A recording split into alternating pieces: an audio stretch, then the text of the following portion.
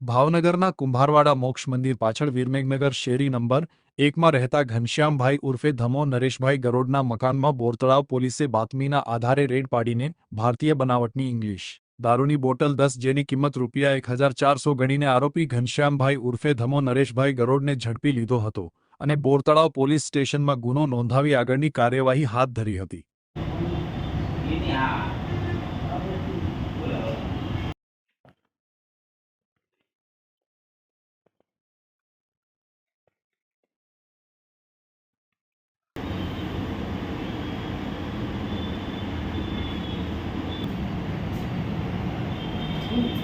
Kalau tidak,